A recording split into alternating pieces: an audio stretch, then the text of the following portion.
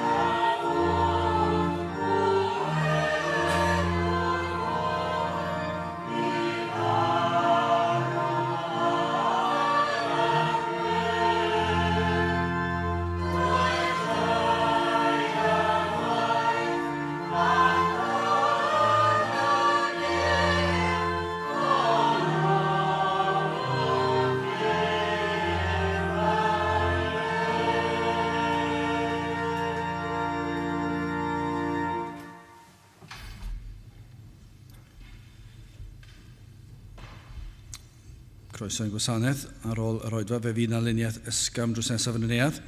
Fe fydd ein cwrdd-gweddi misol sy'n cael ei gynnal ar y drydydd nos Iau o bob mis yn cael ei gynnal nos Iau yma. Felly Medi 21, nos Iau sy'n dod am hanner awr wedi 7 drws nesaf yn y neuadd fyddwn ni'n cynnal ein cwrdd-gweddi. Bydd ein hoedfa nesaf pnawn Sul hanner awr wedi 3. Nawr wrth ni gymryd y casgliad, gwyd i gael ni tra'r ein heistedd emyn rhif 45.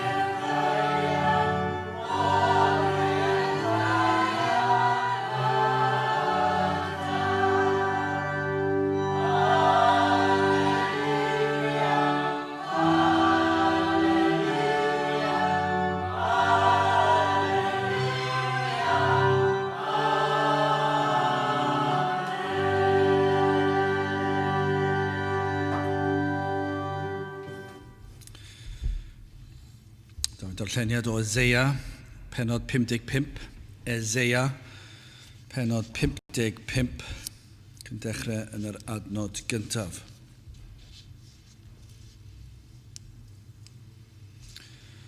O dewch i'r dyfroedd bob un y mae syched arno, ie rhwn nid oes arian ganddo, dewch prynwch a bwytewch, ie dewch prynwch win a llaeth heb arian ac heb werth. Paham y gweriwch arian am yr hyn nid ydyw fara, a'ch llafur am yr hyn nid yw yn digoni, gan gwrandewch arna fi a bwytewch yr hyn sydd dda, ac ymhyfryded eich enaid mewn braster. Gogwyddwch eich clust a dewch ataf, gwrandewch a bydd byw eich enaid, a mi awnaf gyfamod tragwyddol a chwi, sef sicr drigareddau Dafydd. Wel rhoddais ef yn dist i'r bobl yn flaenor ac yn athro i'r bobloedd, wel cenedl nid adweini a elwi, a chenhedloedd nith adweinau di a red atat mwyn yr arglwyd y ddiw ac oherwydd Sanct Israel, canis fe ath ogoneddodd. Ceisiwch yr arglwydd tra galler ei gael ef, gelwch arno tra fydd yn agos. Gydawed y drygionus ei ffordd ar gŵr anwyr ei feddyliau a dychweled at yr arglwydd ac fe a gymer drigaredd arno ac at ein diw ni oherwydd fe a arbed yn helaeth. Canis nid fy meddyliau I yw eich meddyliau chwi, ac nid eich ffyrdd chwi yw fy ffyrdd I, medd yr arglwydd. Canis fel y mae nefoedd yn uwch na'r ddear, felly uwch yw fy ffyrdd I na'ch ffyrdd chwi, a meddyliau I na'ch meddyliau chwi. Canis fel y disgyn y glaw ar eira o'r nefoedd, ac ni ddychwel yno eith yr dyfrha ddear, ac awna iddi darddu a thyfu, fel yr rhoddo had i'r heiwr a bara i'r bwytawr. Felly y bydd fy ngair, yr hwn a ddaw gennau, ni ddychwel ataf yn wag, eith yr fe awna yr hyn a fynwyf, ac a lwyddan y peth yr anfonais efo'i blegyd. Canis mewn llawenydd yr ewch allan, ac mewn hed y'ch arweinir, y mynyddoedd a'r bryniau a floeddiant gani o'ch blaen, a holl goed y maes ac iran dwylo, yn lle draen y cyfyd ffynidwydd, yn lle mieri y cyfyd myrtwydd, a hyn fydd i'r arglwydd yn enw, ac yn arwydd tragwyddol, yr hwn ni thorir ymaith. Bydde bendit Duw ar ei air sanctaidd ef. Gyda'ch ni nawr droi at ein harglwydd mewn gweddi. Diolch yn ei ti unwaith eto Dduw am gyfle arall i ddod ger dyfron, ac i ni yn diolch i'n bod yn gallu dod ata trwy heiddiannau, trwy enw, trwy bywyd a marwolaeth yr arglwydd Iesu Grist. Ac felly o Dduw i ni yn diolch unwaith eto, sil arall, yn dod o Dduw ac i ni yn diolch am bob sil, yn diolch am bob cyfle i ddod i'th di, yn diolch am bob cyfle i alw ar dy enw di, ac felly o Dduw i ni yn cyflwyno'n hoedfa i ti, cyflwyno'r holl ddydd i'th ofal, ac yn gofyn i ti drigarhau wrthym, i'n helpu ni yn ein gwendid i ni mor ymwybodol o'n methiannau, ein crwydro, cyson, hyd yn oed ein crwydro yn ystod y dydd hwn. I ni'n cyffesu hyn oll ger dyfron yn gwybod fod ein meddyliau yn crwydro tuag at bethau gwag y byd yma, ac fod yr un drwg yn rhwydd iawn ac yn gyflym iawn yn gallu peri digalondid i ddod i mewn, ac yn peri ni droi ein llygaid oddi arna ti. Ond o Dduw i ni yn gofyn i ti o'r newydd i ymweld â ni, i bresynoli dy hun yma yn ein plith, yn gofyn i ti i'n harwain ni yn ein haddoliad, a byddwn ni yn dod yma gydag un peth ar ein cylonau, a hynny i ddyrchafu dy enw, i foliannu dy enw, i ddiolch i ti am yr efengil sanctaidd, ac yn gofyn am y wawr yna, hynny y bydd yn mynd ar led. I ni yn gofyn o Dduw y byddwn ni yn cael gweld dyddiau gwell, yn cael gweld dydd yn gwawrio o Dduw, lle bydd y fendith di yn lledu o un pen o'r wlad i'r llall. I ni yn gwybod am y tywyllwch i ni'n byw yn ddi o Dduw, tywyllwch sydd o'n cwmpas ni i bob cyfeiriad. Does dim un unlle o Dduw yn ein gwlad bellach y gallwn dweud, gallwn edrych a meddwl, wel dyna galondid o Dduw lle mae dy air yn cynyddu ac yn cael ei fendithio. O Dduw wrth i ni edrych o'n cwmpas ein gwlad a gafodd ei fendithio cymaint.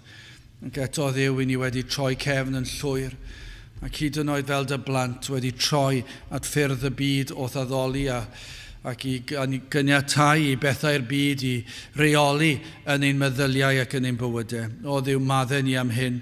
I ni yn gofyn i ti'n tywys ni'n ôl i'r man lle rwy ti am i ni fod. Gwna ni yr hyn dylsym ni fod. Gad i ni fod yn rhai sydd yn byw fel yr arglwydd Iesu Grist ei hun. byddwn ni yn byw i'r arglwydd Iesu, a byddwn ni yn rhoi ein cyfan i dy wasanaethu di. Helpa ni o Dduw yn hyn o beth. I ni yn gofyn o Dduw bod y dyddiau hynny pan i ni wedi ildio i demtasiynau mor hwydd, mae yn y gorffennol bydd rheini, ac yn y dyfodol o Dduw y byddi di'n ein nerthu ni i beidio ildio ymhellach i demtasiynau'r un drwg, i beidio gwrando ar ei sybrydion, i beidio troi mor hwydd i'r dde ac i'r chwith. O Dduw, helpa ni gadw'n golygon yn wastad arna ti. I ni yn felly cyflwyno'n hamser yma, i ni yn gofyn i ti fendithio ni. Ni'n gofyn am ddyddiau gwell o Dduw, lle byddwn ni'n gweld y dy ysbryd yn tywys pobl i ddod i wrando ar dy air. I ni'n cyflwyno'r rhai sydd yn gwrando ymhell yn gorfforol o'r adeilad yma, ond o Dduw sydd yn gwrando ac yn ymuno gyda ni, ni'n cyflwyno'r rheini i ddofal hefyd, y bydd na dywalliad o ddysbryd arnynt hwythau hefyd. I ni yn gweddio bydd ydy'n arwain rhai i wrando am y tro cyntaf, ac yn dy ragluniaethau rhyfeddol di, y bydd y gair pwrpasol yn cael ei ddweud, y fydd yn cael ei ddefnyddio i argyhoeddi o bechod, i agor llygaid y deillion, iddynt weld eu pechod ac i weld rhyfeddod yr arglwydd Iesu Grist ei hun. Felly o Dduw, diogel yn hamser bendithio ni nawr, arwen ni yn ein haddoliad. I ni'n gofyn hyn o trwy enw a trwy heiddiant yr arglwydd Iesu Grist. Amen.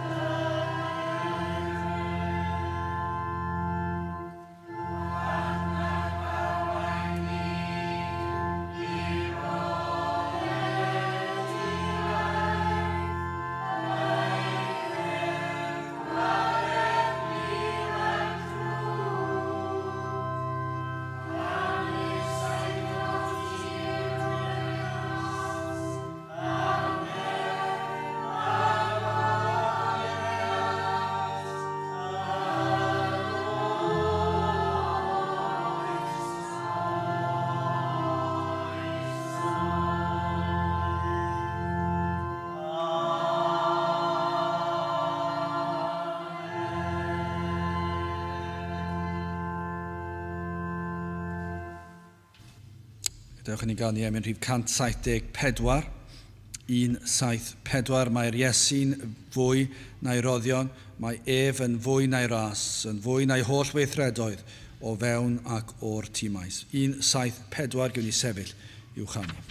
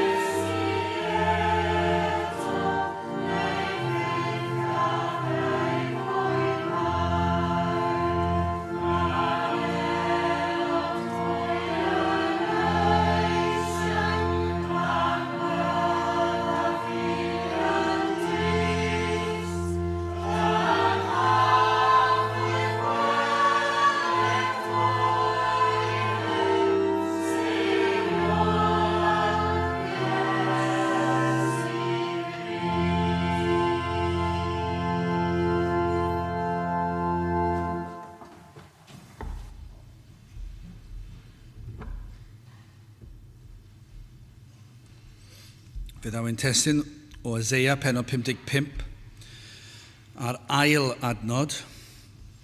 Eseia 55 ar ail adnod. Paham, y gweriwch arian am yr hyn nid ydyw fara, a'ch llafur am yr hyn nid yw yn digoni. Gan wrandewch arna fi, a bwytewch yr hyn sydd dda, ac ymhyfryded eich enaid mewn braster. Arwen, hyn sydd yn wir yw fod bob testun yn yr ysgrythyr yn destun sydd yn llawn gobaith. Hyd yn oed yr rhai hynny sydd yn rhoi rhybudd clir a ffendant ac sydd yn ymddangos fel nad oes gobaith ynddynt o gwbl, mae natur y ffaith ei fod yn cyfeirio at farn yn rybudd yn ei hun. Hyn fydde dim gobaith o gwbl petai neb yn dweud wrthoch chi am y farn. Petai rhywun yn pregethu am uffern ac am dragwyddoldeb, bob un sul, a dyna gyd fydde'r testun, fyddech chi dal yn gallu dadle, mae testun llawn gobaith fydde hi, gan ei fod yn cyflwyno yr hyn sydd i ddod, ac felly yn yr hybydd mae yna obaith. Mae yna obaith i chi i glywed am yr hyn sydd yn eich gwynebu, ac felly yn eich gwthio i geisio ffordd o achubiaeth. Ac felly hyd yn oed y rai fwyaf dychrynllyd, y rai fwyaf llawn dychryn, mi fyddech chi'n gallu dweud, wel mae yna drigaredd yn hyn, gan ei fod yn ein cyfeirio ni at y ffordd o osgoi y fath beth. Ond yna mae ganddo ni adnodau yn does na, sydd yn llawn gobaith, ac mae'r adnod yma yn gweiddi allan gobaith. Mae'r benod yma yn gweiddi gobaith trwyddi gyd, allan ni fod yn dewis sawl un adnod i ni wedi pregethu o'r benod yma o'r blaen, ac mi fyddech chi'n gallu dewis, dwi'n gwybod, sawl adnod fel adnod o destun. Ni adewir neb allan o'r gobaith sydd fan hyn. Beth bynnag yw eich cyflwr chi fan hyn, y prynhawn hwn, i ni'n gallu dweud yma na obaith i chi. Does dim modd i chi ddadle yn llwyddiannus, allwch chi ddadle, ond allwch chi ddim ddadle yn llwyddiannus, nad ydych yn un sydd yn dod o dan yr ymbarel o'r bendithion a geir yn y benod hon. Os nad oes na fendydd yma i chi, yr unig rheswm am hyn yw eich bai chi ydyw. Dyna'r unig beth i ni'n gallu dod i'r casglad o'r adnodau fan hyn a trwy gydol yr ysgrythyr. Os nad oes na fendydd yma i chi, yna mae oherwydd ydych chi ddim yn dymuno'r fendydd. Os ydych chi'n dymuno'r fendydd, yna mae na fendydd i chi. Mae na ddewid yma i chi. Os ydych chi wedi dod fan hyn heddi yn dymuno cael bendydd, yna mae'r benod yma i chi. Os na chewch chi fendydd o'r benod hon, y rheswm amdano fe yw hyn. Dydych chi ddim eisiau'r fendydd. Eich bai chi yw e. Fedrwch chi ddim troi a beirniadu Duw fan hyn yn prynhawn yma, allwch chi ddim dweud na chawsoch chi gyfle ac felly na pam ych chi'n golledig, na allwch chi ddim beio'ch magwraeth, ni allwch chi ddweud mai bai rhywun arall yw e, efallai bod chi'n beio'ch amgylchiadau, neu dylanwadau, neu diffyg cyfleoedd, neu beth bynnag y siom, ond nid yw hwnna'n glasur, ond nid ni'n clywed yn ei sawl gwaith, yn enwedig o deuluoedd Cristnogol, lle maen nhw'n gallu dweud, ond dwi di gweld be mae'r rhai Cristnogion fel, a dwi'n gallu gweld rhagryth y peth, ac felly maen nhw'n beio y rhagrythwyr sydd yn honni bod yn Cristnogion, ac felly'n cyfiawnhau eu hangrediniaeth nhw'n drwy ddweud, os mai dyna yw Cristnogaeth, dydw i ddim eisiau dim byd i wneud ag e. Ond peth yw, maen nhw'n berffaith gywir. Achos siwr o fod, yn llawer i achlysur, dydy'r rheini sydd yn honni fod yn Cristnogion, ac yn bihafio mewn ffyrdd sydd yn anghywir, efallai dydyn nhw ddim yn Cristnogion. Mae e'n fwy tebygol yn yr oes i ni'n byw ynddi, nad ydynt. Ond hyd yn oed os ydyn nhw, maen nhw dal yn bechaduriaid. Ond mae'n rhyfedd yn diwedd, mae pobl yn gallu beio rhywun arall bob tro, yn dweud, dwi wedi rhoi cyfle i'r efengil, dwi wedi gweld beth mae'n cynhyrchu, dwi wedi gweld beth mae Cristnogion fel. Dydyn nhw ddim yn ymddiddori yno fi, dydyn nhw ddim yn meddwl amdana fi, ac yna maen nhw'n rhoi cyfres a chyfres a chyfres o esgusodion. Ond mae'r benod yma dal yn llawn gobaith a chysur i bob math o bobl. Hyd yn oed y sawl sydd wedi bod yn galed ac yn wrthwynebus tuag at yr efengil. Chymod yr rheini, allai ddim dychmygu grŵp fwy trienus na'r rhai sydd wedi cael eu magu ar aelwyd Gristnogol ac sydd wedi troi cefn ar y ffydd efengylau, y ffydd Gristnogol, ac wedi mynd i'r byd. Allech chi ddychmygu sefyllfa gwaith. Mae'n ddigon gwael gweld y byd yn ei bryntni a'i angrediniaeth. Ond i weld yr rhai sydd wedi cael eu magu, allech chi feddwl, wel dyna i chi'r rhai sydd llawn anobaith. Pa gobaith sydd i'r rheini gredu? Oes gobaith i'r rheini. Ac felly, bych chi'n meddwl, wel, yn ein tîb ni fyddech chi'n meddwl, rheini yw'r rhai fwyaf caled, fwyaf anhebygol i ddod. Ar ôl cael yr holl ffreintiau, a troi cefn, a blynyddoedd yn y diffeithwch, allech chi ddweud, pa obeth sydd. Ond yr hyn i ni chi'n gweld yn yr ysgrythyr, o Genesis i datgyddiad, ond yn sicr fan hyn yn Eseia, ac yn sicr ym Mhenod 55, mae yna obaith i bob math. Hyd yn oed yr rhai sydd wedi troi cefn yn llwyr am flynyddoedd. Pwy a wyr, falle bod yna rhywun. Dwi ddim yn debygol mae rhywun fan hyn efallai sydd yn ei 80au, 90au, falle pwy a wyr. Agosau at gant. Gafodd ei fagu ar aelwyd Gristnogol.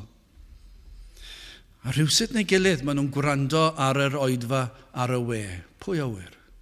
Falle bod 60, 70 o flynyddoedd i mynd heibio, ac i bod nhw fyna'n gwrando, a dim ond just gallu clywed y teclyn, a maen nhw'n gallu clywed y bregeth, ond nid yw'n bosib mewn rhagluniaethau Duw. Ac i chi meddwl, rheini yn meddwl, pa obeth sydd i fi? Wel, mae'r benod yma'n llawn gobaith. Mae'n llawn gobaith i'r rheini hyd yn oed, yr rhai sydd wedi hen galedu. Mae yna obeth. Wel, gydewch chi ni dechrau trwy edrych ar gwestiwn yna ar y gwahoddiad ac yna'n olaf yr addewid sydd yma yn y benod. Wel, yn gyntaf yr cwestiwn, adnod 2, Paham y gweriwch arian am yr hyn nid ydyw fara a llafur am yr hyn nid yw yn digoni. Dyna gwestiwn i chi, dyna gwestiwn i'r rhai sydd wedi troi cefn neu wrthi yn troi cefn. Nawr, i ni yn gwybod yr ateb, mae'r cwestiwn, pam i chi'n gwario arian am yr hyn nid ydyw fara a llafur am yr hyn nid yw yn digoni. Nawr i ni sydd yn Gristnogion yn gwybod yr ateb. I ni'n gwybod yr ateb. Ac byddwn ni'n gallu rhoi eglur had a thrawiaethol dros eich ymddygiad. I ni'n deall, i ni'n disgwyl bron iawn allan ni ddweud dyma sydd i ddod. A petai na'r rhai babanod bach am y nawr, a petai nhw'n 6 mis, 9 mis, blwydd oed, a 2 flwydd oed, 3 flwydd oed, byddwn ni'n gallu dweud, dyma beth sy'n mynd i ddigwydd i chi, dyma beth sy'n mynd i ddigwydd i chi, fe fyddwch chi'n dod i'r capel, ac yn ddigon ffyddlon gyda'ch rhieni, ond fe fydd na amser yn dod yn eich bywyd, y byddwch chi yn gwario arian ar yr hyn nid yw fara, a llafur a'ch ymdrechion ar yr hyn sydd ddim yn digoni. Dyna sydd yn mynd i ddigwydd. Pam? Dyna fel eich genwyd chi, fe'ch genwyd chi yn bechadurus. Ac mae'ch gogwydd chi tuag at yr hyn sydd ddrwg, tuag at yr hyn sydd ddim yn digoni. Felly ni'n gwybod hynny, fe allan ni fe ymlaen yn rhoi eglur had dros y peth. Dyw e ddim yn sioc. Mae'n rhyfeddol yn diwedd. Mae pobl yn meddwl bod ni'n cael sioc pan ni'n gweld pobl yn mynd tuag at y byd. Dyw e ddim yn sioc, ond mae'n siom. A mae'n dor calon. Ond dyw e ddim yn sioc. Dyna beth ni'n disgwyl. Dyna beth ni'n disgwyl tro o tro. Mae'n rhyfeddol i weld unrhyw un yn dod i'r oedfa. Ond ydyw yn rhyfeddol. Mae'n rhyfeddol os oes unrhyw un o'n chi'n gwrando. Yr hyn sy'n yw'r norm yw byddwn ni'n disgwyl bod rhai yn dod fan hyn a bod chi ddim yn gwrando. Dyna be byddwn ni'n disgwyl. Dyna be fyddwn ni'n disgwyl gweld unrhyw un o rhai sydd wedi cael ei magu yma o leia. Mi fyddwn ni'n disgwyl ar ryw pwynt fyddwch chi'n dod i'r oedfa ac wrth edrych arnoch chi fyddwch chi ddim yn gwrando. Dim yn gwrando gair. Ond dyw e ddim yn sioc. Ond mae'n drist, mae'n drychinebus. Ond ni'n gallu dweud pam, dyna sydd eich genwyd chi. Ac eto gyd mae'r ysgrythyr, i ni'n gwybod yr ateb i'r cwestiwn, y mae'r arglwydd yn ei rhoi, mae'n rhoi lle i ni eich herio chi, eich cwestiwn ni fel y mae'r arglwydd yn ei wneud fan hyn. Mae'n gofyn i chi heddi cwestiwn holl bwysig. Dyma beth mae'r arglwydd yn gofyn ohonoch chi yma heddi. Pam? Pam i chi'n gwario arian ar yr hyn nad yw yn bodloni? Pam i chi'n ymdrechu mor galed i weithio ar bethau nad ydynt byth yn mynd i ddigon i chi? Mae'n ddisgrifiad o gymdeithas heddi. Yr hyn sydd yn wir am bob person. Ond nid ni'n gweld drwy'r amser yn chwilio am rhywbeth sydd yn mynd i fodloni, ei gwneud yn hapus, ond yn broblem dyddiol. Dyw'r pethau yma ddim yn cyrraedd y nod. Hyd yn oed y pethau gorau i gyd. Y pethau gorau i gyd, dyn nhw ddim yn bodloni chi. Dyn nhw ddim yn bodloni chi. O'n i'n edrych ymlaen nos Wener. O'n i'n meddwl, nos Wener. O'n i'n meddwl, oedd na un cyfle bach i ymlacio. A ffynes i mas bod y Scarlets yn chwarae ar y teledu. O'n nhw'n chwarae gêm. A maen nhw wedi chwarae mor wych. O'n i'n meddwl, dwi'n mwynhau. Dyma cyfle. Sa'i wedi gweld gêm ers dwi'n gwybod pryd. O'n i'n meddwl, fedra eistedd lawr ac ymlacio. Ac fe gollon nhw. A petawn nhw wedi ennill, bydde fe wedi bod yn iawn am y tro, bydde ni ddim wedi cael byddai'r pleser, ddim wedi bodloni fi lot fwy na chydig o funudau, ond oedd y pleser o eistedd lawr am awr o chwarter be bynnag yw e, o gwylio'r gêm, ond ar ben y cyfan, fe gollon nhw.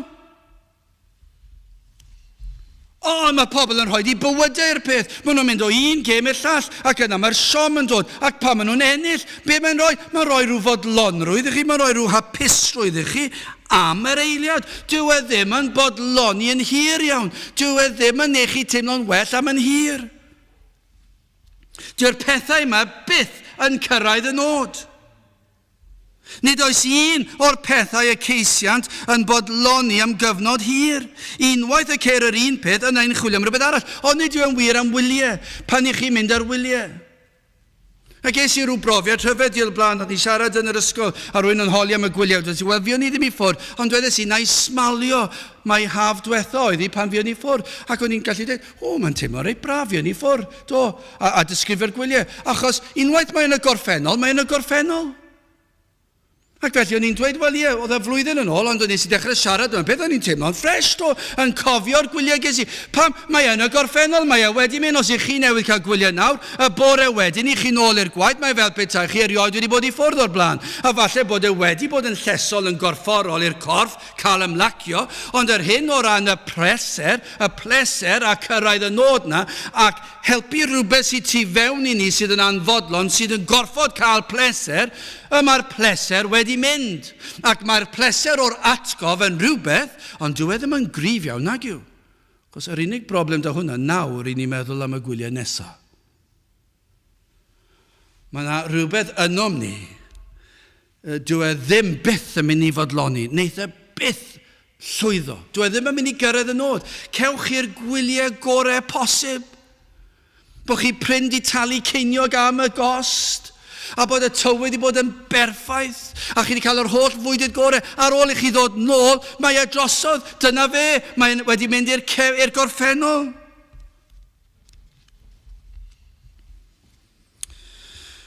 Ond mae'r pob un pleser i ni'n ei gael yn pylu yn y diwedd. Ond sylwch, mae'n dweud, paham y gweriwch arian am yr hyn nid ydyw fara. Felly mae yna ffordd arall i edrych yn yma hefyd am bethau nad ydynt yn llawn meithder, yn llawn daioni. Hynny yw, pan mae'n sôn am fara, mae'r syniad yma bod e'n dda i ni, bod e'n cryfhau'r corff, bod e'n rhoi bywyd i ni, bod e'n iechyd i ni, dyna'r ystyr fan hyn. Ac felly mae'n dweud, mae'n gofyn y cwestiwn hefyd, paham i chi'n gwario arian am yr hyn, nid ydyw fara, felly beth yw'r pethau sydd ddim yn fara? Ac felly am bethau nad ydynt yn llawn meithder, yn llawn daioni. Hynny yw, ar bethau nad sydd yn dda i chi. Pam i chi'n gwario'ch arian a'ch ymdrechion ar bethau nad ydynt yn dda i chi. Felly mae yna'r elfen yma fwy negyddol. Fe cynghorir ni fwyta bwydydd neu cael deiet cytbwys. Ond ydyn nhw'n dweud hynny bod ni fod i cael rhyw fath o cydbwysedd yn ein bwydydd bob dydd. Y problem os dim ond bwyta pethau melys fyddwn ni, mae angen ar y corff yr hyn sydd yn iachus hefyd. Mae angen pethau da yn ni, mae'n eitha pethau sydd yn llawn pethau daionus. Ond gyfynir yma, pam i chi'n gwario arian i brynu pethau nid yw yn llesol i chi. I chi fel petai chi'n rhoi eich holl ymdrechion ar y pethau sydd ddim yn dda. Dyma be ni'n gweld yn y byd. Myrddiannau yn gwario mwyn cael yr hyn sydd yn niweidiol i'r enaid. Nawr, beth yw'r pethau hynny sydd yn niweidiol i'r enaid? Mae hwn yn anodd yn diwedd. Mae'n anodd dweud beth yw'r pethau sydd ddim yn fara. Beth yw'r pethau mae'r byd yn gwario arian arno fe, neu'n treulio amser yn ymdrechu I gael y pethau yma? Beth yw y pethau hynny? A mae'n anodd dweud, ond yn syml iawn, fedrwn ni ddweud fel hyn, unrhyw beth sydd yn ein cadw ni o Iesu Grist. Unrhyw beth. Os ydych chi'n gwneud unrhyw beth, yn gwario arian ar unrhyw beth, neu'n treulio amser yn gwneud unrhyw beth, os yw yn eich rhwystro chi, rhag dod at Grist, yna allwch chi ddweud hyn, mae yn niweidiol I chi. Un o'r pethau da yn ein tîm ni. Os ydyn ni'n cadw ni ffwrdd y Grist, allwch chi ddweud, mae'n niweidiol. Pethau amlwg fel pleserau gwag y byd a ei anfoesoldeb. Allen ni ddweud mae pethau yn amlwg. I chi gallu dweud y pethau yma yn y byd sydd yn arwain at pethau sydd yn anfoesol. Nawr, ni'n gwybod fod y gymdeithas I ni'n byw yn ddiheddi, mae beth I ni yn draddodiadol yn ei gydnabod fel pethau sydd yn anfoesol, erbyn heddi yw'r norm. Dydy'r pethau hynny ddim yn anfoesol dim mwy. Mae e'n gwbl normal yn ôl cymdeithas heddi I fyw yn ôl be mae'r ysgrythyr yn alw'n anfoesol. Ond erbyn heddi, dyna yw bywyd pob dydd, dyna bywyd cyffredin. Mae pobl yn meddwl fod y pethau hynny'n gwbl dderbyniol. Ac nawr mae'r elfen o'r anfoesoldeb wedi mynd i'r dymderoedd o dywyllwch. Mae yna bob math o anfoesoldeb yn cael ei dderbyn ac erbyn hyn yn cael ei wthio. A I ddweud mae dyma sydd yn iawn, dyma yw cariad, dyma sydd yn dda, ac felly mae'n gwthio pob math o bethau ar cymdeithas. Ac felly gallwn ni ddweud, pam I chi'n gwario arian ar hyn nad yw fara, pethau sydd ddim yn llesol I chi. Felly ni'n gweld y gymdeithas heddi o ran y pethau amlwg hynny yn mynd i'r byd. Hyd yn oed yn y byd o gan. Mae canu'n hyfryd, mae cerddoriaeth yn hyfryd, ond mae yna rai mathau o gerddoriaeth sydd yn arwain at fydolrwydd. A beth yw'r bydolrwydd? Yn ei geiriau, yn ei synau, yn y curiad. Mae yna rhywbeth amdano sydd yn arwain at trais neu at anfoesoldeb. At y wisg maen nhw'n gwisgo, y geiriau maen nhw'n dewis, a'r chwant maen nhw'n hybu. Ac felly ni'n gallu gweld hyn. Nid yn unig y bethau amlwg, hyd yn oed o fewn byd cerddoriaeth. Ac ni'n gweld yn y byd crefyddol Cristnogol. Maen nhw'n rhoi sêl bendith ar bob math o gerddoriaeth. Bron iawn, maen nhw'n meddwl dim byd yn bod â fe. Ac felly maen nhw'n dweud dyma sydd yn iawn. Ac maen nhw'n gwario arian a'i hymdrechion ar yr hyn nid yw yn llesol iddyn nhw. A mae'r arglwydd yn dweud, pam I chi'n gwario, pam I chi'n ymdrechu, pam I chi'n gwastraffu amser ar y pethau hynny. Chi'n gwybod beth? Gallwch chi edrych yn y fe hyd yn oed ar bethau eraill hefyd. Cynhwysir yn y pethau nad yw yn fara fel pethau fel crefydd. Efallai bod hynny'n fwy amlwg. Nid yw bod yn grefyddol hyd yn oed yn ddigon da. Dyw crefydd ddim yn dod o dan y categori yma o fara. Dydy crefydd ddim yn fara. Dyw e ddim yn dda i'r enaid. Dyw crefydd yn ei hun, yr hyn I ni weld yn y byd, ac hyd yn oed yn yr hyn I ni weld yn yr rhai sydd yn honni fod yn Gristnogol. Nid gwir grefydd yw e. Os nad yw'r crefydd, be bynnag mae pobl yn honni credu, os nad yw yn llawn o Iesu Grist fel y ceir yn ysgrythyr, ac a'i daflu fan hyn, nid hyd yn oed yn y byd efengylaeth sydd yn dod â geiriau Iesu Grist I mewn i'r crefydd, ond nid fel mae'r ysgrythyr yn ei ddweud. Yn y byd efengylaeth heddi, mae e'n iawn I gyhoeddi'r efengyl ac enwi Iesu Grist ac i'r bregeth fod yn llawn o Iesu Grist, ond fydd yr hyn maen nhw'n ei ddisgrifio yr union yr un peth ar byd, a pethau nad sydd yn llesol, nad sydd yn fara. Fe fydd yn hybu bydolrwydd. Fe fydd yn hybu bod yn union fel y byd. Ac felly nid yw'r crefydd honno hyd yn oed yn defnyddio enw Iesu Grist, nid gwir fara yw e. Nid yw yn llesol i'r enaid. Mae e'n fwy na hynny, mae e'n niweidiol i'r enaid. Mae e'n ddrwg i'r enaid. Hyd yn oed lle ceir pregethu sydd yn honni fod yn gwbl uniongred. Os nad yw yn efengyl gyflawn mewn athrawiaeth, addoliad a bywyd, mae yna rhywbeth o'i le. Mae yna rhywbeth o'i le. Os ydy'r addoliad yn ysgafn, yna mae'r rhaid I chi ddweud, mae'r hyn maen nhw'n ei gredu yn anghywir rhywle. Os ydy'r bywyd yn fydol, mae rhaid dweud mae'r addoliad a'r athrawiaeth yn anghywir rywle. Mae'r tri mor bwysig. Mae'r hyn i ni'n honni, ein bod ni'n credu, a'r modd i ni'n addoli, a sut i ni'n byw. Maen nhw mor agos at ei gilydd, fedrwch chi ddim i gwahanu nhw.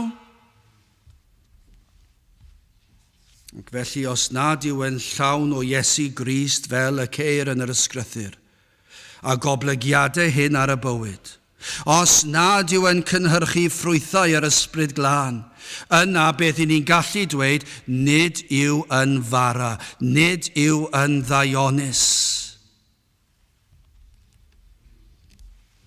Dyna i chi ddweud mawr, paham y gweriwch arian am yr hyn nid yw fara.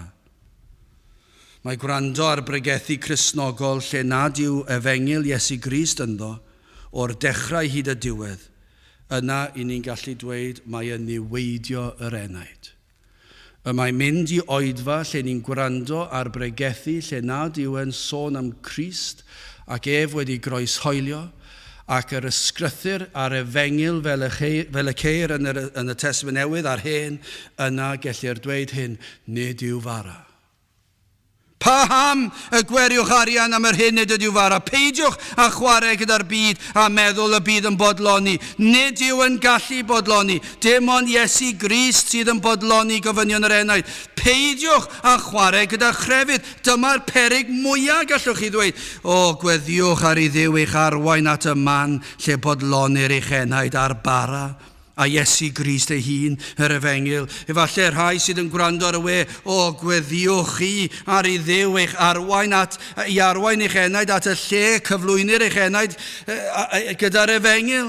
Y byddwch chi'n clywed Iesu Grist yn cael ei bregethu yn ôl yr ysgrythur, bara'r bywyd allech chi ddweud, o na fyddwch chi'n cael eich arwain at y man cywir hynny. O, sawl un sydd yn mynd i gapel, lle nad yw'r efengil yn cael ei phregethu fel ac yma hi yn yr ysgrythur. Ac felly yn ôl hwn, pam I chi'n gwario a'ch arian am yr hyn nid ydyw fara? A'ch llafur am yr hyn nid yw yn digoni. Os ewch chi mannau sydd yn chwarae crefydd, fydd e ddim yn digoni, fydd e ddim yn iachawdwriaeth achubol. Chwarae crefydd yw e.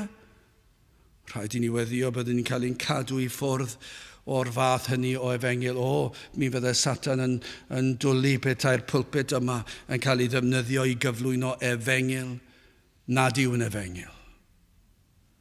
Ac dyna lle mae rhaid ni weddio ar ei dduw i'n hamddiffynio hynny. Mae'r hyn sydd yn cael ei gyflwyno yw'r bara. Yr hyn sydd yn bodloni, hyn sydd yn digoni, yr hyn sydd yn llesol. Tydyn ni ddim eisiau chwarae crefydd, ni eisiau chwarae capel. Beth yw pwrpas chwarae capel? Beth yw pwrpas chwarae crefydd? O, mae yna rai ond oes na. Mae yna rai sydd yn gwario arian ar grefydd, mae rai sydd yn gwario arian ar bethau'r byd. O, mae nhw gyd yr un mor niweidiol a'i gilydd. Peidiwch a meddwl gan eich bod chi'n dod i'r capel fod yn ddigon da. Peidiwch a meddwl gan eich bod chi'n grefyddol neu fod yn ddigon da. Dydych chi ddim gwell na gwaith na'r byd sydd erioed wedi bod yn y capel I chi yn yr un cwch. Os nad gwir bara'r bywyd yw e, os nad Iesu Grist yw e, os nad yr efengil yw e, yna mae yn niweidiol. A paham yr arglwydd yn gofyn, pam I chi'n gwario eich arian am yr hyn nid ydyw fara, ac yn llafurio dros y pethau sydd ddim yn digoni. Wel, gadewch I ni fynd ymlaen, dyna chi gwestiwn. I ni'n gwybod yr ateb. I ni'n deall yn iawn pam. Ond mae angen I ni ofyn. Bob sil mae rhaid I ni ofyn I chi. Ac yn gweddio rhyw sil y bydd yr ysbryd glân ar waith ac yn agor eich llygaid I weld pam. Falle byddwch chi'n gofyn i'ch hunan. Pam dwi wedi bod yn gwastraffu fy amser? Pam nes I wastraffu'r blynyddoedd gorau o fy mywyd, yn gwario'r arian ar yr hyn nad yw yn bodloni, ac yn dda, ac yn llesol I mi. Pam nes I wneud e? Gadewch I ni symud ymlaen at y gwahoddiad. O, mae yna sawl gwahoddiad fan hyn. Dwi erioed wedi deall, mae yna rhyw gau athrawiaeth sydd yn mynd o gwmpas y lle yn does na, ac maen nhw'n dyrchafu hunan yn ysbrydol iawn ac yn ddiwiol iawn, yn dweud does dim lle gyda ni'ch I roi gwahoddiad yr efengil allan. Dwi erioed wedi gallu ddeall e. Yn sicr mewn pennod fel hon. Dim syndod fod ein gwlad ni mor drienus. pan nad oes na gyhoeddi gwahoddiad yr efengil I bechaduriaid. Adnod 1, o deuwch i'r dyfroedd. Bob un y mae syched arno.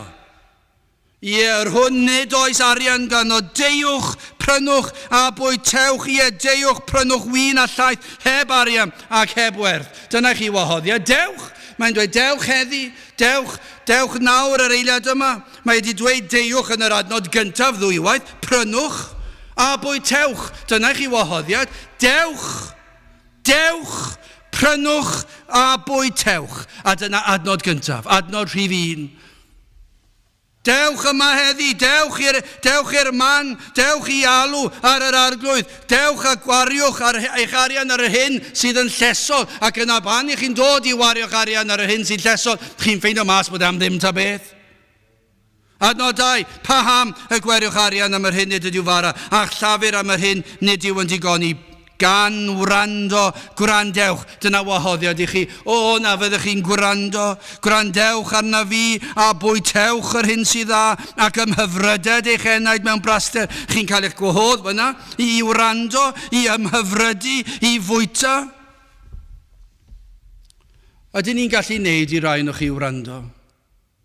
O beth, mae rhai sydd wedi bod yn dysgu mewn ysgol yn gwybod pa mor anodd yw e.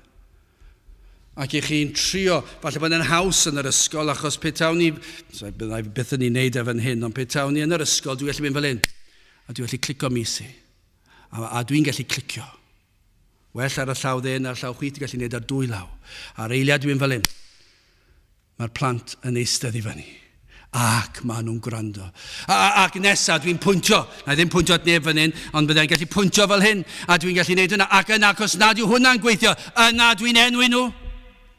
Dwi'n deffro nhw, ac maen nhw'n eistedd lan, nawr fyddai ddim yn neud hynny. Ond efalle, troi'n erth yr ysbryd glân daw dydd, bydd yn arwain fi I enwi neu I alw mas. Pam I chi ddim yn gwrando? Pam I chi'n edrych lawr ar y llawr dramser? Pam I chi'n chwarae ar ffôn symudol? Pam I chi'n cyfri'r pibau tu ôl I fi? Ond byddai ddim yn dweud hynny, byddai ddim yn galw chi mas, ond dyna beth sydd fan hyn, pam I chi'n neud hynny? Pam dydych chi ddim yn gwrando? Sil ar ôl sil ar ôl sil, blwyddyn ar ôl blwyddyn. I ni wedi bod wrthi fan hyn, prawn di sil ers 6 mlynedd, ac oes na ffrwyth, dim I weld, ond falle bydd rhaid aros I tragwyddoldeb I weld pa ffrwyth sydd. I ni'n ymddiried yn rhagluniaethau a sofraniaeth Duw I weld y ffrwyth. Os fyddwn ni fan hyn, am 20 mlynedd a ddim gweld dim ffrwyth, os mai dyna yw ewyllus Duw, yna dyna beth I rhaid I ni ymddiried yno. Ond I ni'n gweddio am ffrwyth, I ni'n gweddio am ffrwyth, ond yr hyn I ni'n I weld yw hyn. I chi ddim yn gwrando, I chi'n eistedd yna, ac ddim yn canolbwyntio, a beth I chi'n neud? I chi'n cario ymlaen, a beth I chi'n neud?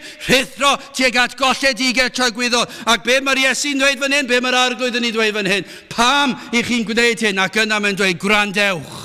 O na fyddech chi'n gwrando, o na fyddech chi'n eistedd lan, o na fyddech chi'n ymateb, o na fyddech chi'n bwyta o'r efengil. Adnod 3, be mae'n dweud wrthoch chi? Dyma chi wahoddiad. Pwy sy'n gallu dweud oes dim gwahoddiad yn yr efengil? Gogwyddwch eich clust a deuwch ataf, gwrandewch a bydd byw eich enaid. A mi awnaf gyfamod tragwyddol a chwi, sef sicr drigareddau Dafydd. O, gwrandwch! Ymatebwch, gogwyddwch eich clust, deuwch. Mae yna bentwr o'r rhesymau pam y dylsech chi fod yn eistedd lan a gwrando. Ac yna un o'r adnodau fwyaf rhyfeddol yr ysgrythyr. Ceisiwch yr arglwydd tra galler ei gael ef, gelwch arno tra fydd o'n agos. O, ceisiwch, gwrandwch. Chi'n gwybod peth, pan I chi fel athro yn yr ysgol a chi'n gweld rhywun yn gwrando, I chi'n llawenhau fel pregethwr, I chi'n llawenhau fwy pan I chi'n gweld rhywun yn gwrando. O, mae rhywun yn gwrando, mae rhywun di ymateb, mae yna rhyw olwg ar ei gwynebau nhw bod wedi deall beth sydd wedi cael ei ddweud, ac I chi'n gweddio, o ddiw, graslon, byd rigarog wrthynt, agor llygaid I henaid I weld I hangen am waredwr. Ond fan hyn, ceisiwch yr arglwydd. O, na fyddech chi'n ceisio, mae yna fwy na gwrando, ond yw e? Mae rhaid I ni wrando cyn I ni geisio.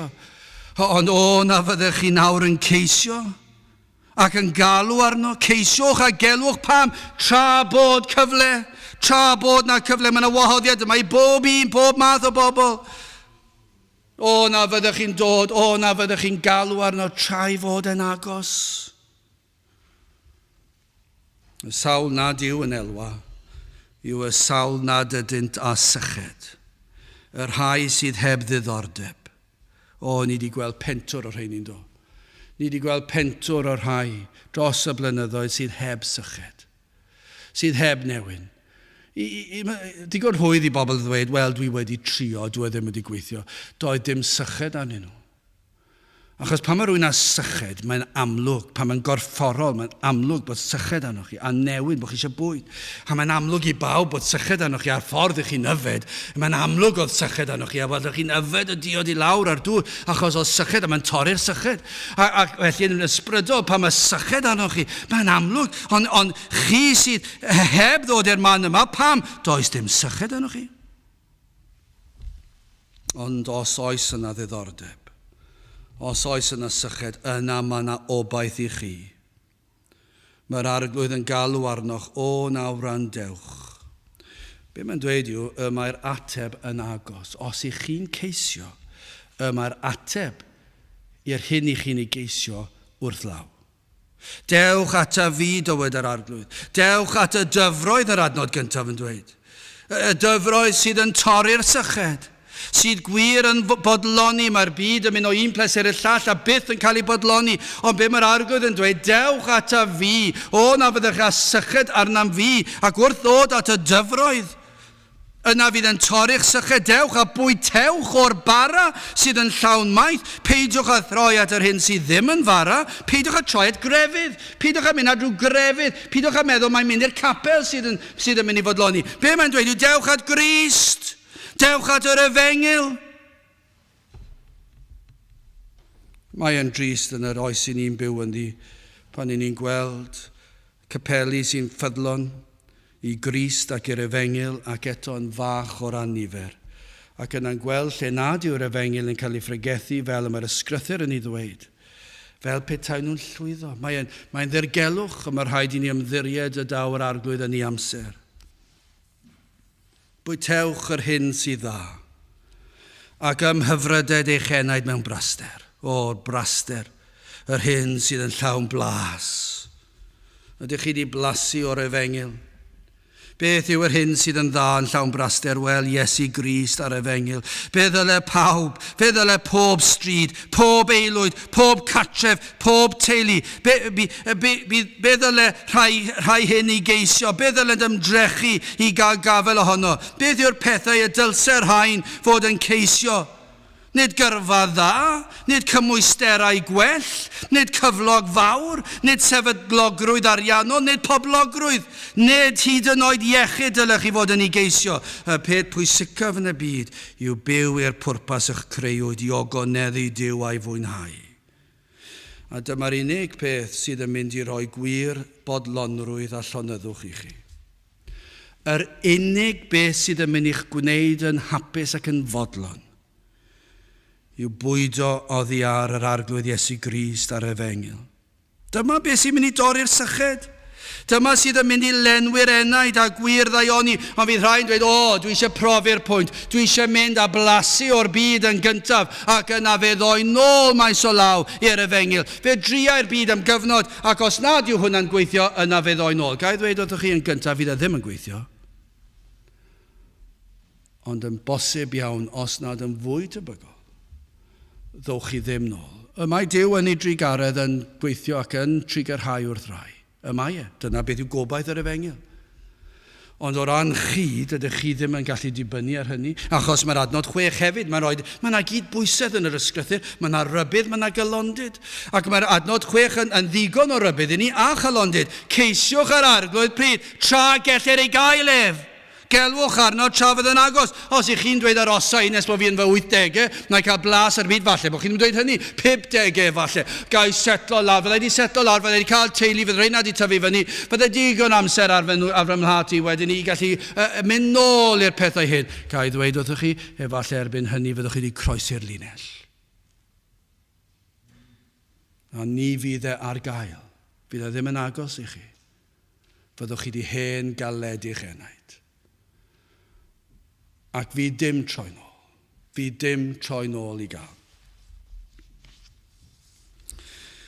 Beth yma'r efengil, be mae'r arglwydd yn ei ddweud yw dewch at y dyfroedd, dewch at y bara, dewch at Gris, dewch at yr efengil. Mae'r efengil fel mae'r adnod gyntaf yn dweud, mae e tu hwnt I werth, mae e'n llawn blas. Nid oes dim allwn I wneud I dalu'r pris, mae'n dweud, heb arian, mae'r I werthfawr I ddechrau gyda, mae'r pris wedi thalu drosto ni. Mae Iesu Grist wedi talu'r pris. Dyma beth mae Eseia yn gwybod, mae'n gwybod byddai'r Iesu Grist wedi dod, mae'n edrych ymlaen at yr adeg byddai'n dod, mae'n gallu dweud I sicrwydd, mae e wedi talu'r pris, fe fydd yn talu'r pris, I ni'n edrych nôl, mae e wedi talu'r pris, fe ddath Iesu Grist ac yn ystod ei fywyd e.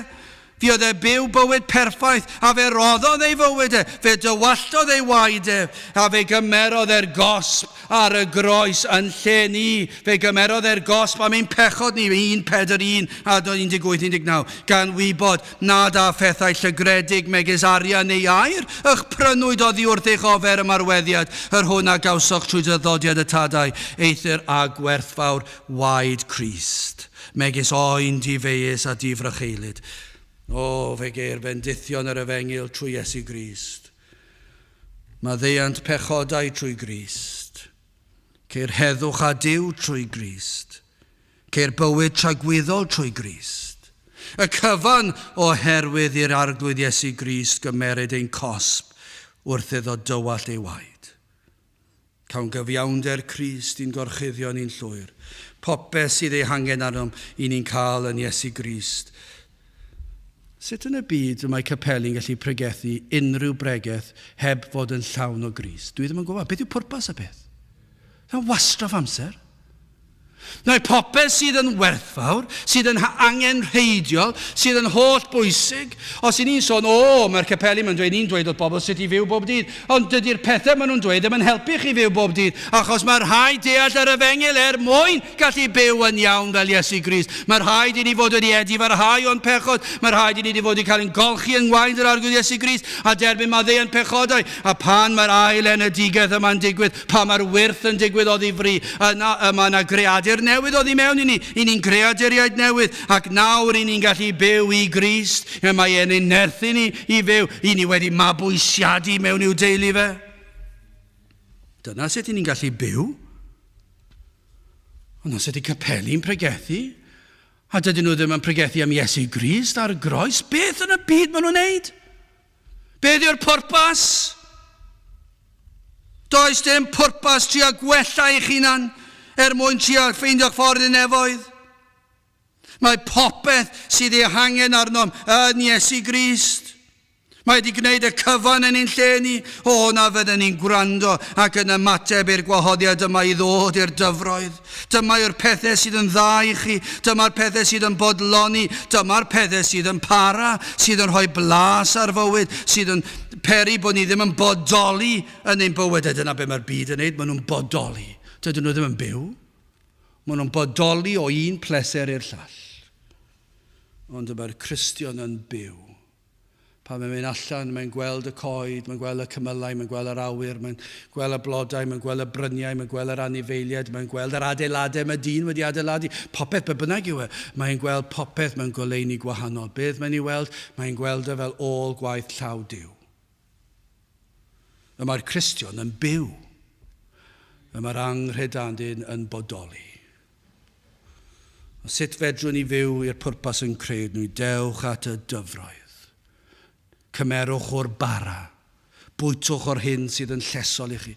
Pam I chi'n gwario'ch arian a'ch amser ar yr hyn sydd ddim byth yn mynd I fodloni? Wel, I orffen ac yn fyr, beth yw'r addewid? Oes na addewid yma? Mae'n ddigon rhwydd dweud, dewch at y dyfroedd. Mae'n digon rhwydd dweud ni, allwch chi fod yn dadle bod chi wedi a bod dim wedi digwydd. Wel, ni'n gwybod yr ateb I hynny, chi ddim wedi bod at y dyfroedd, na ddo. A mae ddigon rhwydd dweud, gogwyddwch a gwrandewch.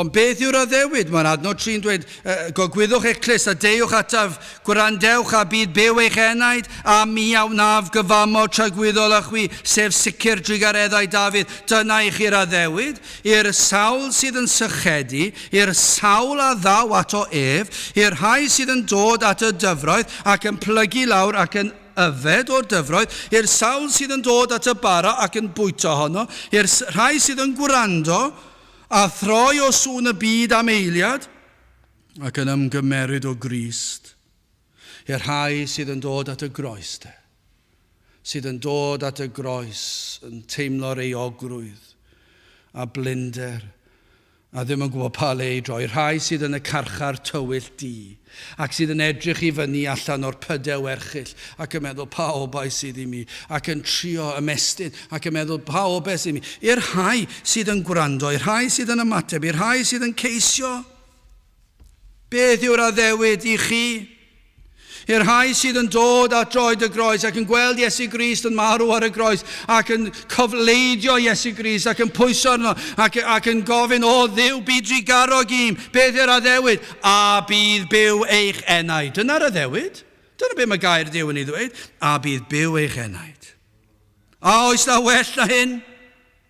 A oes unrhyw beth mae'r byd yn gallu cynnig i chi sydd yn well na a bydd byw eich enaid? Beth mae'r byd yn gallu cynnig i chi? Dim byd. Dydy'r byd ddim yn gallu cynnig cyflog da i chi. Dydy'r byd ddim yn gallu cynnig ffrindiau oes gyfan i chi. Dydy'r byd ddim yn gallu cynnig bwyd iachus i chi a digon ohono. Dydy'r byd ddim yn gallu cynnig poblogrwydd i chi. Dydy'r byd ddim yn gallu cynnig pleser i chi. Dydy'r byd ddim yn hyd yn gallu cynnig iechyd i chi. Ac os ych chi'n sal, dyn nhw ddim bellach gallu cynnig i chi meddyginiaeth i chi. Dydy'r byd ddim yn gallu cynnig dim i chi. Ond mae'r Efengil yn dweud a bydd byw eich enaid. Caiff yr enaid fywyd ysbrydol a thragwyddol. Be mae'n dweud, caiff gyfamod tragwyddol, cyfamod sicr. A mi awnaf gyfamod tragwyddol a chwi, sef sicr drigareddau Dafydd. O, mae bendithion yr addawod Duw i Dafydd, bendithion addaw gyda dyfodiad y Eseia, Iesu Grist, mab Duw. Y mae'r rhain yn sicr. Maen nhw'n fwy sicr nag unrhyw beth arall yn y byd. Mae ei addewidion ef yn gwbl ddibynadwy. Ni all yr arglwydd dorri ei addewid. Mae e'n groes i'w gymeriad. Dyw e ddim yn gallu wneud o ran ei natur. Mae ef yn addo, rhaid iddo gadw at ei addewid. Maen nhw'n dragwyddol, maen nhw'n sicr. Dyna i chi gysur. Dyma adnodau llawn gobaith i'r rhai sydd yn llwythog ac yn flinderog, y trwm galon, y rhai sydd yn llawn anobaith hyd yn oed. Dyma adnod sydd yn llawn gobaith i chi. Mae ei addewidion yn sicr, ac fe fyddant bara hyd dragwyddoldeb. Chi sydd yn poeni nad ydych chi'n ddigon da, gai ofyn i chi hyn, a oes syched arnoch am y pethau yma? Wel, dyna gyd sydd ei hangen, fyddwch chi byth digon da. Ond os oes syched arnoch, dewch at y dyfroedd. Mae'r addewidion yn sicr, fe cewch eich digoni, fe fydd yn eich bendithio y tu hwnt yr hyn y dychmygwch. Chi sydd yn dweud nad ydych chi'n ddigon crefyddol. Wel, nid crefydd sydd fan hyn, ond bendithion o'r holl alluog. Bendithion a heddwch cydwybod, heddwch a Duw, maddeuant pechodau. Dyma beth i ni'n sôn amdano. Does dim rhaid cyflawni seremoniau neu rhyw ddefodau arbennig fan hyn. Dim ond dod yn waglaw a bwyta'r bara sydd yma. A bwyta o'r Efengil a cymryd o Iesu Grist. Mor sicr yw yr addewidion. Mae'n dweud yn yr adnod 6 yna eto. Ceisiwch yr arglwydd tra gellir ei gael ef, gelwch arno tra fydd o'n agos. Tra i fod yn agos, mae yna addewid i chi. Mae yna addewid y cewch eich digoni. Gai ofyn i chi, a yw e'n agos atoch chi heddi? Hwna'n frawychus ond dyw e, bydd yna rai fan hyn heddi yn gallu dweud na, dyw e ddim. Ac i ni'n gwybod dyw e ddim. O'r ffordd i chi'n gwrando, neu ddim yn gwrando. Dwi'n gallu gweld, dyna'r un o'r llefydd fwyaf trist, un o'r llefydd fwyaf breintiedig hefyd yw fod fan hyn. Ond chyfo beth un o'r pethau mwyaf trist yw pan ych chi'n gweld, dyw pobl ddim yn gwrando. A pam dyn nhw ddim yn gwrando, does dim syched arnyn nhw. A be mae hwnna'n dangos, maen nhw'n gwario eu harian ar yr hyn nid yw fara. A beth yw i diwedd nhw, marwolaeth trygwyddol. Felly rhai gofyn, a yw yn agos, o fi rhai, na chi'n dweud, na, dwi'n yn agos i fi. Neu gario ymlaen i edrych lawr neu darllen neu edrych lan neu be bynnag yw e neu cysgu. Be bynnag yw e. Chi gallu edrych ar y pregethwr hyd yn oed a ddim gwrando. A yw yn agos ond chi'n gwybod beth ein gobaith yw hyn eich bod na rhywun fan hyn fydd yn gallu dweud y mae'r arglwydd yn agos i mi. Mae wrth law. Dwi'n teimlo i bresenoldeb yma. Falle rhywun ar y we, pwy a wyr? Falle rhywun yn gwrando ar y we yn ei stafell a mae'n dweud mae'r arglwydd i dod i fy stafell i. Mae'n ei llenwi'r stafell gyda'i bresenoldeb. Mae'n agos. A beth yw'r cyngor felly? Y cyngor yw hyn, ceisiwch yr arglwydd tra gellir ei gaelef, gelwch arno, tra fydd yn agos, tra i fod yn agos, galwch arno. Beth sy'n digwydd os chi'n galw arno? Ni fydd yn troi yr un enaid i ffwrdd, fe fydd yn dod, ac fe fydd yn rhoi bywyd i'ch enaid chi, fydd yn rhoi bywyd tragwyddol i chi, fydd yn rhoi maddeuant pechodau i chi. A dyma be fydd yn digwydd i chi. Ac ymhyfryded eich enaid mewn braster. O, fe fyddwch chi yn cael y blas fwyaf rhyfeddol. Ac fe fyddwch chi'n ymhyfrydu yn fe. Chi'n gwybod be fydd yn digwydd nawr? Fyddwch chi eisiau dod i'r cwrdd. Fyddwch chi'n ymhyfrydu yn y peth. Fe cewch eich digoni. Ond bydd y digoni fyddwch chi'n profi yn un rhyfedd iawn. Achos fyddwch chi'n blasu, fyddwch chi eisiau mwy. Ond ni chi wedi'ch bodloni. Ond fyddwch chi eisiau mwy. Mae'n rhyfedd yn diwedd. Mi fyddwch chi'n sychedu ac yna chi'n cael eich bodloni o'r syched. Ond beth sy'n digwydd? Mae mwy o syched. Ond chi wedi cael eich digoni. Ond mae mwy o syched. Chi eisiau'r hyn sydd yn dda. Ond dydych chi ddim yn anghysurus dim mwy ac yn anfodlon. Ond chi wedi blasu o'r hyn sy'n dda. A fyddwch chi eisiau mwy. Be fydd yn digwydd? Pryd mae'r cwrdd gweddi fyddwch chi'n dweud, dwi eisiau dod i'r cwrdd gweddi. Pryd mae'r cwrdd pobl ifanc, dwi eisiau dod i'r cwrdd pobl ifanc. Pryd mae'na gynhadledd nesaf, dwi eisiau dod iddo fe. Pryd mi'n cael cymdeithas gyda'r saint, dwi eisiau dod. A fyddwch chi'n dweud, mae fy enaid yn ymhyfryd. Pam, dwi wedi bod at y dyfroedd, dwi wedi bod at y bara, a dwi wedi cael fy modloni, a mae'r arglwydd Iesu yn bopeth i mi. Fe fyddwch chi'n cael eich digoni y tu hwnt i ddychymig. No, bydd na rai. Fyddwn nhw'n mynd ôl at y byd. A fyddwn nhw'n meddwl bod nhw'n cael eu digoni gyda'r byd. Gyda'i sŵn, a gyda'i bwydydd, a gyda'i chwarae. A fyddwch chi ddim yn cael eich digoni. Ond efallai fydd yr rhy hwyr cyn bod chi'n sylwi. Mae yna fwy yn Iesu Grist nac y gellir ei ymgyffred. Ac yna pan ddaw y dydd, pan y camwn i dragwyddoldeb, fe cawn ni weld yn ei lawnder a cael blasu ohono fe ac yfed o'r dyfroedd am dragwyddoldeb. Ond tra'n bod ni ar y ddaear, yma'r fraint honno gennym. Wel, i orffen. Ofyn y cwestiwn yma eto i chi. Paham felly? Paham y gweriwch arian am yr hyn nid ydyw fara, a'ch llafur am yr hyn nid yw yn digoni. Gan gwrandewch arna fi a bwytewch yr hyn sydd dda, ac ymhyfryded eich enaid mewn braster. Fel yr ymynydd yn dweud, pam, bechadur cyndyn, pam y colli dy enaid drud, mae dy greuwr heddiw'n gofyn pam yr ymgydynu cyd? Dyna chi gwestiwn? Pam? Pam yr ail groes hoeli'r Iesu? Pam na fyny droi a byw? Dar fi iddo drosod weidi, dychwel at dy ddiw, prysur ddarfod mae dy ddyddiau, dyfod y mae angau di, i ti yn ysgafn chwarae, dirwyn mae dy oriau di, maen nhw'n dod i ben. Ymhale, dyma cwestiwn i chi. Ymhale y byd y drigfan, wedi'r el y byd ar dan. O fy enaid meddwl weithian am y siwrnau sydd o'th flaen. Cyn i ddiw dy roi i fyny, cyn i'd orwedd yn y bedd, cyn i angau dy ddychrynu. A'r cyngor yw hyn, myn adnabod Duw a'i hedd. Gadewch i ni weddio. O Dduw, i ni yn diolch i ti am ffordd a chawdwriaeth. Diolch am yr efengil sanctaidd. Ac i ni yn gofyn y bydd ysbryd ar waith yma ac ar hyd a lled ein gwlad a'n byd hyd yn oed.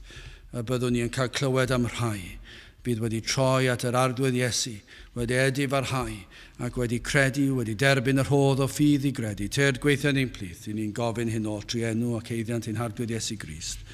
Amen. Gydewch i ni orffen i'n gwasanaeth trwy ganu am yn rhif 376, 376 o iachawdwriaeth gadarn, o iachawdwriaeth glir. Fi dyfais o'i chyffelib erioed ar fôr na thir. Mae yma rhyw ddirgelion rhyddyrus un ti ddyn, ac nid oes allai dadrys, ond diwdod mawr ei hun. 376 gen i sefyll i'w chanu.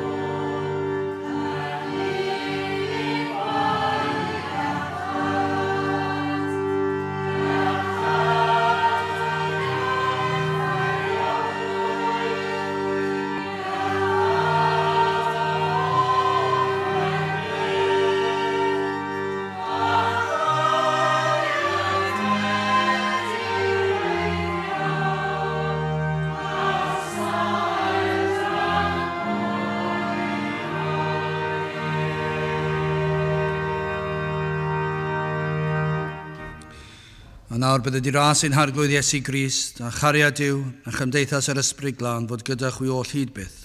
Amen.